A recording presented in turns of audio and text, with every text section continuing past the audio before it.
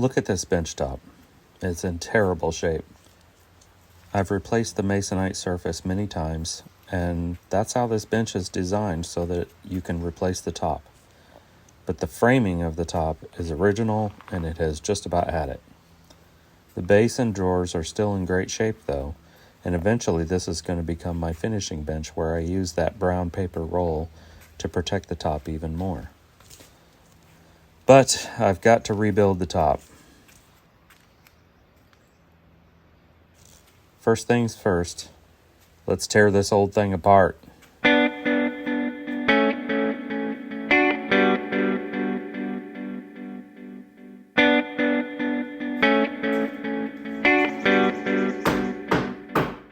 It wasn't difficult to bang the frame right off of the plywood substrate. Aside from a few screws I had used to repair it over the years, it was just nails holding these white oak frame pieces to the bench top. I did square up the substrate with a circular saw off camera, just to make sure I was starting out right this time.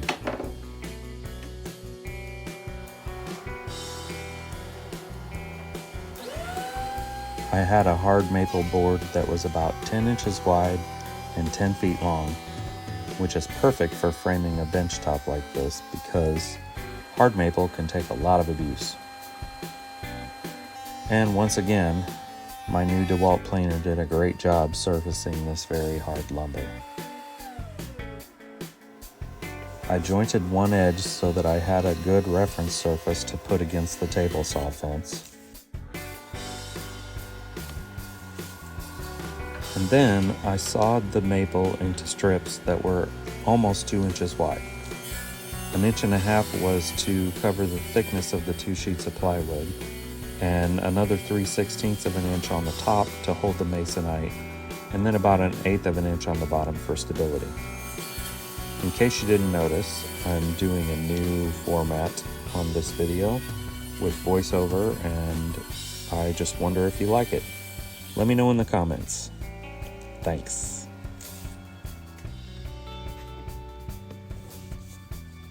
I glued 2 strips together off camera to create each of the 4 frame pieces.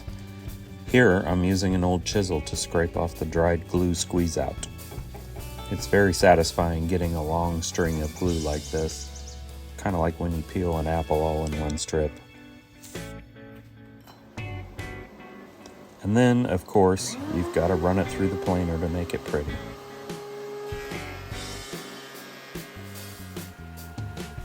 With a dado blade installed, I made that 1.5 inch wide groove to wrap around the plywood substrate. I only went 1/8 of an inch deep, but it was pretty wide, and dado blades can be a little intimidating. In this case, I think it was a better choice than a router because of the direction of the spin of the cutter. I did a 3/4 inch wide groove and then flipped the piece end for end to cut another 3/4 inch wide groove next to it. The overlap of the 2 grooves should account for the fact that plywood isn't actually 3/4 of an inch wide. Jerks. I cut the miters of the frame on my miter saw. I mean, it does have the word miter in the name, right? Next, I glued and screwed the frame pieces onto the substrate. I really like the little glue brushes from Rockler. They spread glue really well, and they clean up super easy.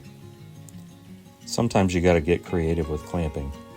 I had originally intended to do 2 long clamps hooked together for these end pieces, but this technique came to me in the moment, and I just went with it.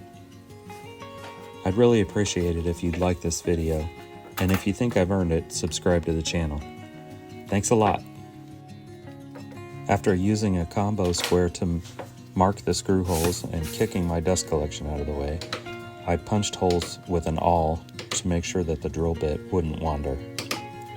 I had to back out the bit a few times because maple is so hard that it tends to burn easily from the friction.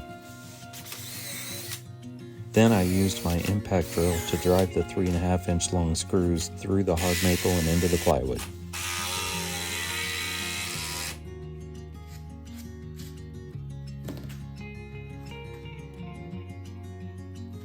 I cut some plugs out of walnut with a plug cutter on my drill press and then sanded the edges of them to get them started because it was a pretty tight fit.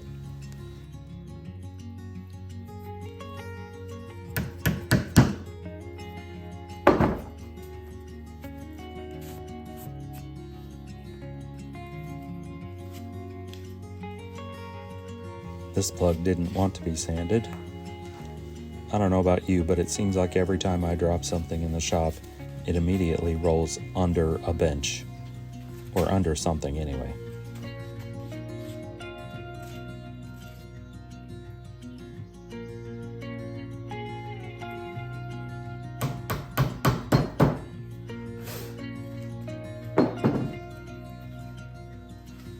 Next, I needed to trim the plugs flush with the frame pieces.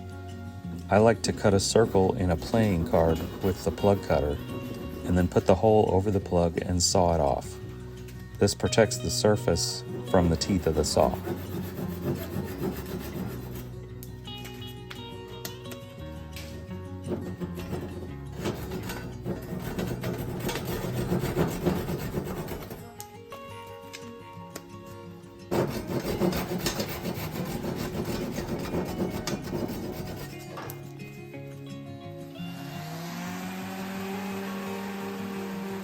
Sanding is, well, it's sanding.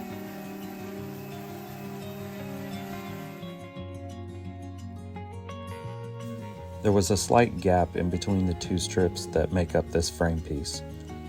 I used the old glue and sawdust trick to hide it a bit. It worked pretty well.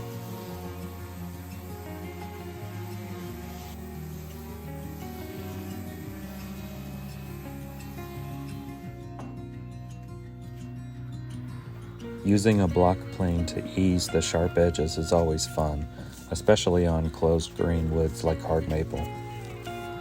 It doesn't tend to splinter, and it looks very soft and smooth when it's done. What's your favorite wood to work with? Do you have one? Let me know in the comments. Okay, we're almost done now.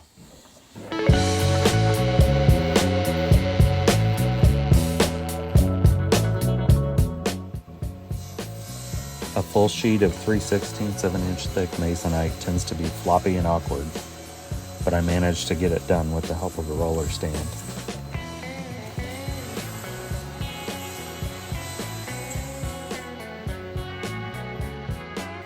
And now it is finished.